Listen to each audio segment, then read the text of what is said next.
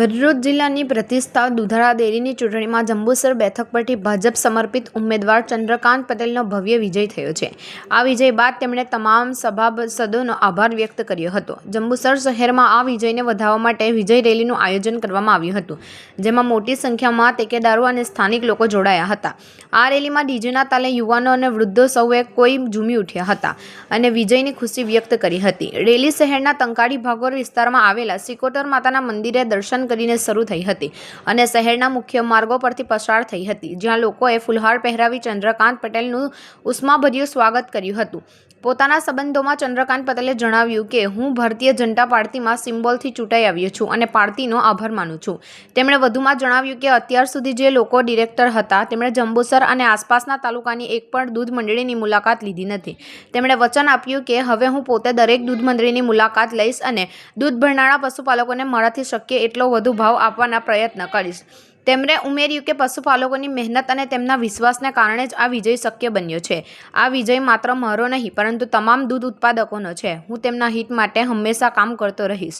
આ વિજય બાદ સમગ્ર જંબુસર શહેરમાં ખુશીનો માહોલ જોવા મળ્યો છે। ભરૂચ દુધાળા ડેરીમાં ભારતીય જનતા પાર્ટીના મેન્ડેટ તરફથી જે મેં ઉમેદવારી કરેલી તેમાં અમારા જંબુસર તાલુકાના સભાસદોએ ખૂબ સહયોગ આપી અને મને જંગી બહુમતીથી ચૂંટી લાવ્યા છે। તો હું સભાસદોનો પહેલાં તો ખૂબ ખૂબ આભાર માનું છું અને ઘનશ્યામભાઈ પટેલ કે જેઓનું વ્યક્તિત્વ સરળ છે અને સરળ વ્યક્તિત્વના કારણે તેઓની સંપૂર્ણ બહુમતી આવી છે। તો જે લોકો ઘનશ્યામભાઈને કહેતા હતા કે ભાઈ હારી જશે, એક પણ સીટ નહીં આવે, તો એ બધાનો ઘનશ્યામભાઈએ જડબાતોડ જવાબ આપ્યો છે। વાત કરીએ તો આ જે ભરૂચ દૂધધારા ડેરીની ચૂંટણી આ વખતે વધારે પડતી રસપ્રદ રહી, કેમ કે બે ભાજપના કદાવર નેતાઓ વચ્ચેનું યુદ્ધ હતું। એમાં અરુણસિંહ રાણાની પેનલનો પરાજય થયો છે, તો આપનું શું કહેવું છે? જો સચ્ચાઈ એટલે સચ્ચાઈ કોઈ દિવસ હારતી નથી। સચ્ચાઈ જે છે એ સાચા લોકોને પરેશાન થાય, સચ્ચાઈ पे પરેશાની हो सकती है, પરાજય નહીં। તો સાચા લોકોને કસોટી થાય પણ સાચા લોકો હારતા નથી। તો ઘનશ્યામ પટેલ જે એકદમ સાચો વ્યક્તિ છે ને સરળ વ્યક્તિ છે, તો એમની જીત એ નિશ્ચિત જ હતી, પણ આ હાવ ઊભો કરવામાં આવેલો હતો। જંબુસર બેઠકમાં આપનો વિજય થયો છે।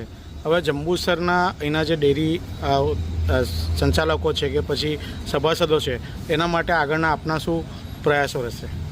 જો એમ તો કહું કે જૂના જે વ્યક્તિ હતા એમને 10 વર્ષ સુધી રહ્યા છે।